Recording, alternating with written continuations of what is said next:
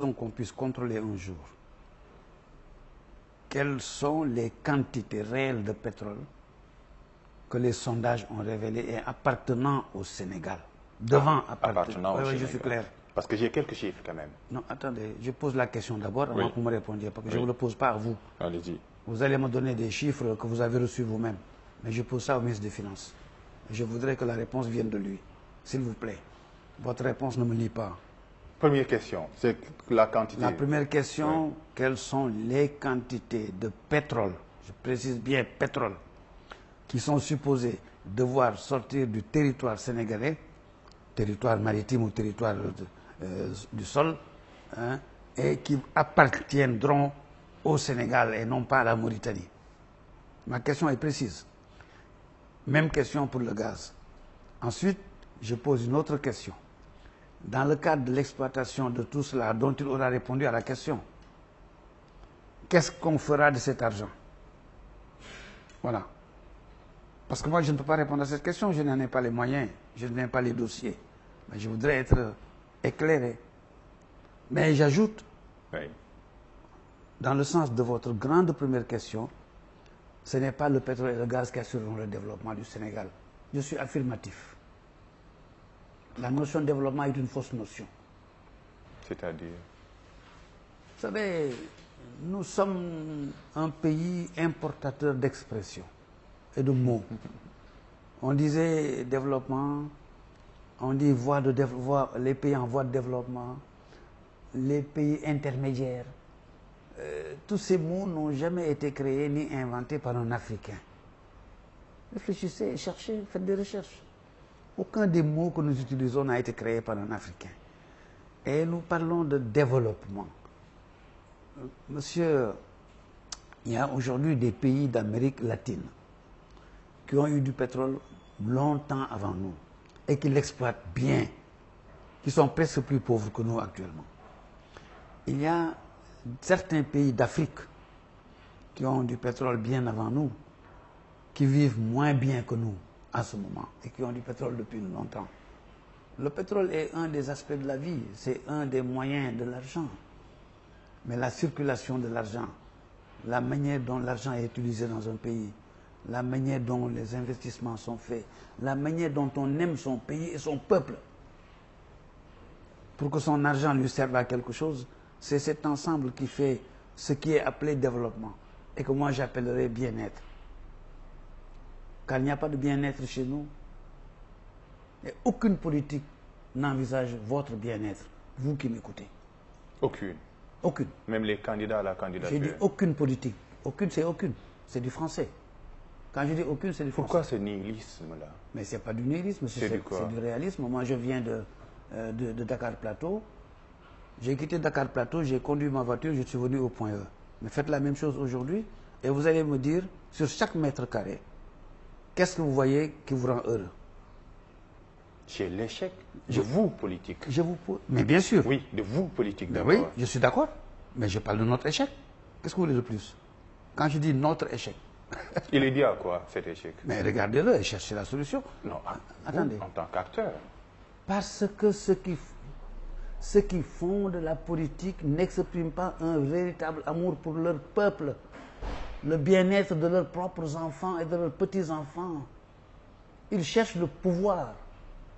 Le pouvoir, c'est le droit de gouverner, c'est la force de s'enrichir et d'enrichir qui vous voudrez, c'est la force de décider ce que vous devez décider. Mais rendre heureux votre environnement, qui l'a fait et qui le fait? Sortez de votre bureau, le point E, faites le tour de tout Dakar et vous me direz dans 2 jours si vous avez rencontré quelque chose qui vous a rendu heureux, ou si vous avez vu une place publique qui vous a rendu heureux, ou si vous avez vu un bâtiment beau, joli, dont le regard vous rend heureux. Rien n'est fait pour que les gens aiment leur pays. Je dis aimer. Vous connaissez le mot aimer? Vous aimez une femme vous aime. Vous aimez vos enfants, ils vous aiment. Mais vous aimez la nature, vous aimez les ponts, vous aimez les bâtiments qui sont jolis, vous aimez les places publiques, vous aimez les jets d'eau, vous aimez vous promener le bord du lac, vous vous asseyez sur un banc, quelqu'un qui vous vend des choses bien, que vous mangez, et vous êtes content d'avoir passé seulement une bonne journée, rien que ça. Rien n'est offert à notre pays pour que quelqu'un soit heureux. Et pourtant, vous, politiques, vous aviez promis tout cela à ce peuple-là, parcourant les coins et recoins. Si j'avais été président, les choses auraient changé. Mais je ne suis pas président de la République. C'est facile comme réponse, Maître Oui, mais Doudou c'est Ndoye. pas facile. C'est très facile comme Attendez, réponse. c'est pas facile. J'étais exécuteur d'une politique et je l'ai bien exécutée. J'étais exécuteur d'une politique. Vous de avez justice. été ministre dans un gouvernement. Je vais vous expliquer. Allez-y. Attendez, regardez la constitution du Sénégal, monsieur. Retournez aux bases du pays. Notre constitution ne donne aucun pouvoir ni aucune existence à un ministre quelconque. Dans notre constitution, il n'y a qu'une seule personne qui a un pouvoir et une existence. C'est le président de la République. Vous êtes d'accord? Ok. Vous n'êtes pas d'accord? Fermez la gueule et vous partez. C'est tout. Ça se passe comme ça. Mais ça se passe comme ça, depuis que les présidents existent, depuis 1963. Depuis que Mamadou Dia n'est plus. Vous êtes d'accord? Oui. Vous n'êtes pas d'accord? Fermez votre gueule et vous foutez le camp. Donc les ministres sont des postes vides. Des quoi? Ce sont des postes vides. C'est juste du symbole. Non, les ministres ne sont Vous pas... êtes spectateur. Les ministres ne sont pas des postes vides. Si je suis votre logique, c'est-à-dire vous exécutez avec des œillères. Vous exécutez la politique définie par le président de la République. Vous n'êtes pas un poste vide.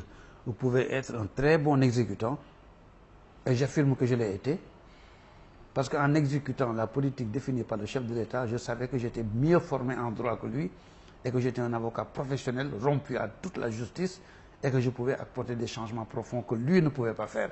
Pourquoi vous aimez le jeu? Je Le suis jeu très JE, mais parce que c'était Pourquoi moi. vous aimez le jeu Mais JE? allez-y doucement, je vous réponds lentement. Allez-y. Pourquoi vous aimez le jeu Mais- moi? Oui, si vous me posez la question, vous vous taisez, je vous réponds. Allez-y. Parce que c'était moi. C'est tout. Si c'était vous, j'aurais dit vous. Si c'était lui, j'aurais dit lui. Je vais vous dire ce que... Je dis toujours Abdou Diouf ceci, Abdou Diouf cela. Mais est-ce qu'Abdou Diouf seul est un être humain? Doudou Ndoye est un être humain, il aurait pu être président à sa place, il ne l'a pas été. Mais il a des idées, puis ils sont personnelles. Quand c'est moi, c'est moi. Quand c'est vous, moi j'ai l'honnêteté de dire que j'ai vous. C'est vous. Je suis un homme honnête. Quelque chose qui appartient à quelqu'un n'a jamais été attribué à Doudou Ndoye. Jamais. N'a jamais été refusé par Doudou Ndoye. Jamais. Mais quand c'est moi, c'est moi. C'est personne d'autre. Voilà comment j'assume le destin de mon pays. Sur la part que Dieu m'a confiée.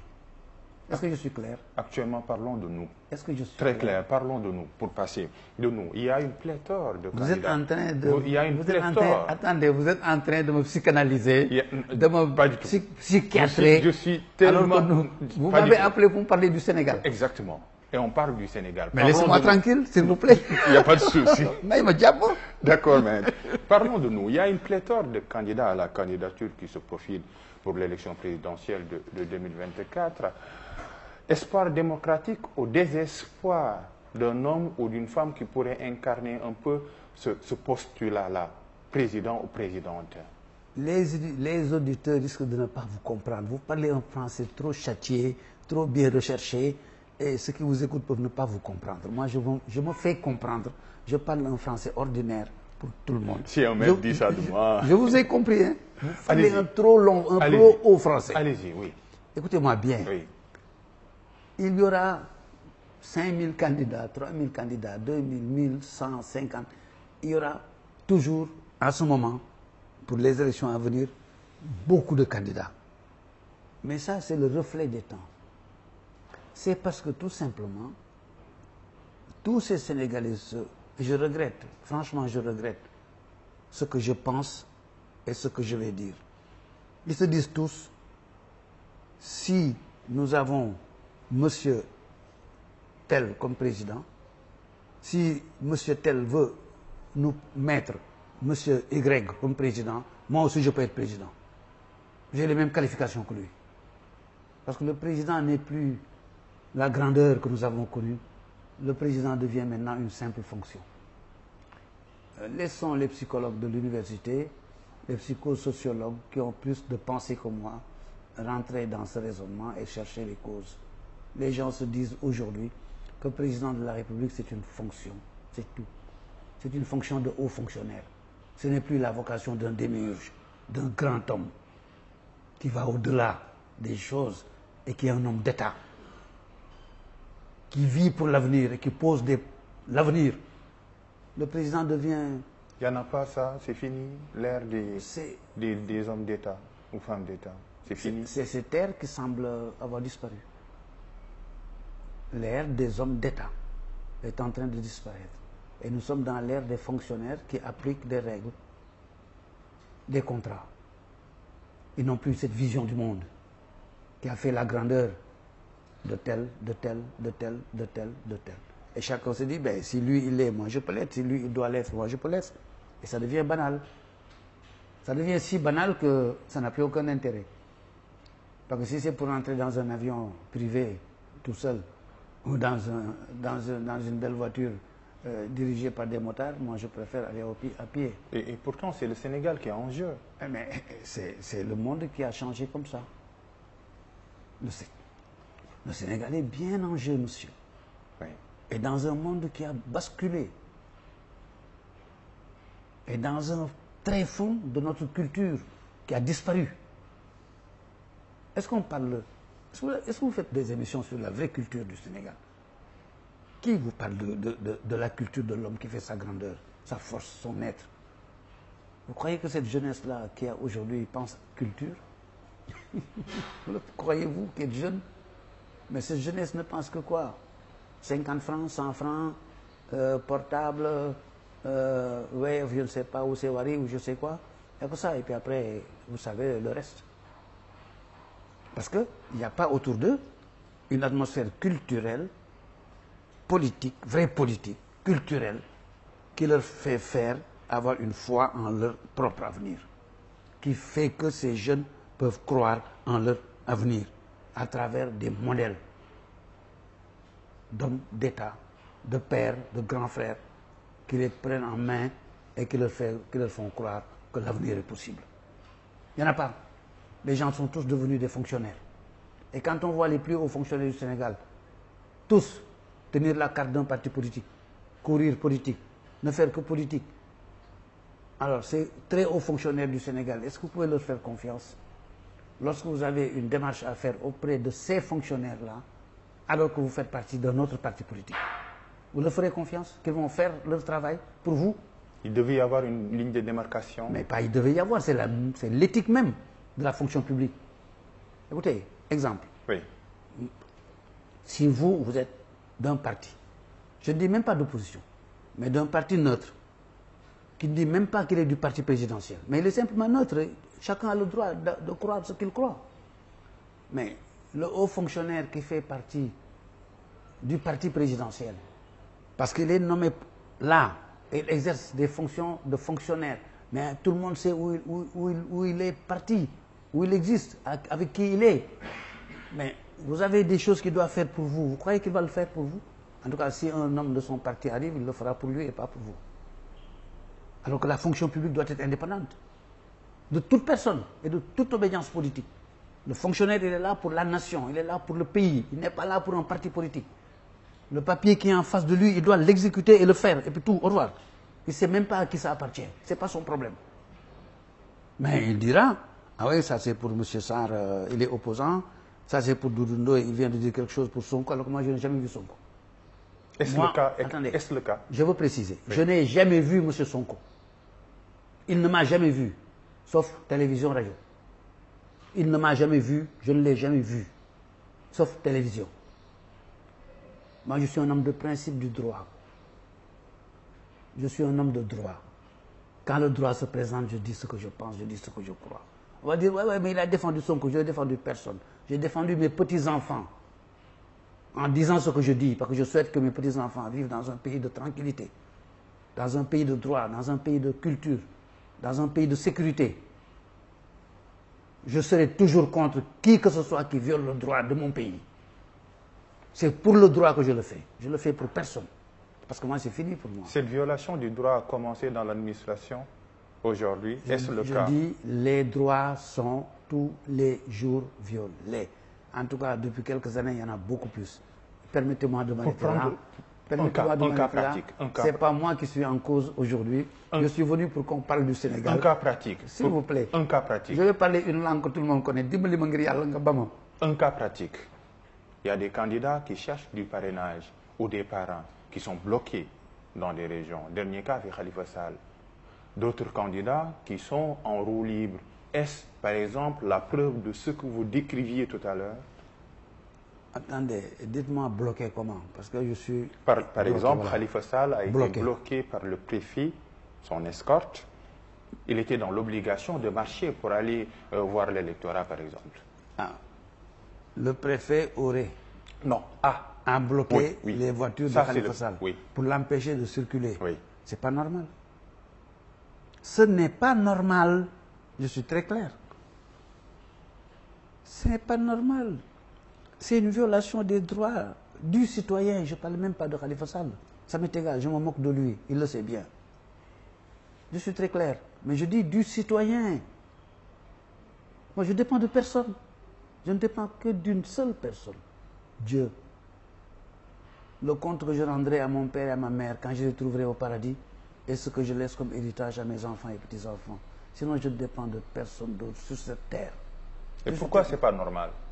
Mais c'est le droit du citoyen de circuler librement, a fortiori lorsque on marche vers une élection présidentielle où les candidats doivent avoir une protection absolue et une liberté absolue de faire tout ce qu'ils veulent faire. Liberté absolue de faire tout ce qu'ils veulent faire et protection absolue par l'État pour tout candidat ou futur candidat. Mais c'est ça le sens de la démocratie. C'est le choix libre par chaque citoyen de son futur dirigeant. Mais si celui qui veut être futur dirigeant ne peut pas accéder aux citoyens, mais c'est la pire des atteintes au peuple sénégalais, même pas à Khalifa Sall. Ils confondent le candidat et le peuple. C'est le peuple qui choisit son dirigeant. Et en empêchant le peuple de connaître chaque dirigeant, vous empêchez le peuple de choisir le dirigeant qu'il veut. Et vous portez atteinte à la Constitution du Sénégal. C'est un crime contre la Constitution. Le processus électoral... C'est un crime contre la Constitution. C'est mon point de vue. Le processus électoral est-il biaisé d'avance avec ce que l'on voit aujourd'hui? C'est un crime contre la Constitution. J'ai dit pire. Le processus électoral, c'est un mécanisme administratif. J'ai dit pire. Un processus, c'est un mécanisme. Le droit d'un peuple de choisir vous, comme dirigeant, ce n'est pas un mécanisme, ça. Ça, c'est le sens de notre présence au Sénégal. C'est pour ça que le lébou que vous avez dit et le alpulaar ou le séeréer que vous êtes, on est là face à face. Sinon, vous seriez dans votre village et moi dans mon village. Chacun avec ses pagaies, ses sagaies, ses flèches. Nous sommes une nation unie dans notre diversité. Cette union dans notre diversité, c'est ça que la Constitution a voulu, dans son esprit et dans son cœur. Et il faut respecter ça. Tout passe dans la vie. Chaque pouvoir passe. Tout avantage passe. Mais respectez ce qui fait que vos enfants vont vouloir aimer rester ici. Ce qui explique beaucoup de l'émigration. J'espère qu'on va y arriver. Ah oui? Oui. Pourquoi? Non, j'espère qu'on va y arriver. Allons-y. Ah oui, vous voulez qu'on y arrive? Oui, parce que vous m'avez lancé la perche, oui. Pourquoi cela traduit le vœu ou le désir des Sénégalais à quitter ce pays? De tous les Sénégalais, vous savez, il y a 12 ans, je dis bien 12 ans, je venais de Paris le matin. À l'époque, le vol arrivait, quittait Dakar la nuit pour aller à Paris et quittait Paris le matin à 9h pour revenir à Dakar. Moi, je prends l'avion Paris-Dakar le matin à 9h, je rentre dans l'avion, je vois au fond de l'avion un garçon maigre qui est tout seul dans les petites places. Je le remarque. Et j'attends que l'avion se stabilise pour pouvoir bouger. Je quitte ma place, je vais aller m'asseoir à côté de lui. Parce qu'il y avait une place libre à côté de lui. Je lui dis, mais jeune homme, pourquoi vous êtes ici aujourd'hui? D'où venez-vous? Il me dit, je viens du Sénégal. Je dis, vous venez du Sénégal? Il dit, oui. Il me dit, hier soir, j'étais dans l'avion, j'ai quitté Dakar. Et je suis arrivé ce matin, comme j'avais un faux passeport. Les gens m'ont dit, vous ne rentrez pas en France, vous retournez avec le même avion. Je dis, mais comment vous avez fait pour avoir ce faux passeport? Il m'a dit, c'est quelqu'un qui me l'a vendu. Je dis, à combien? Il dit 1 million. Je vais le payer? Non. J'ai avancé 500 000 et j'ai donné les autres 500 000.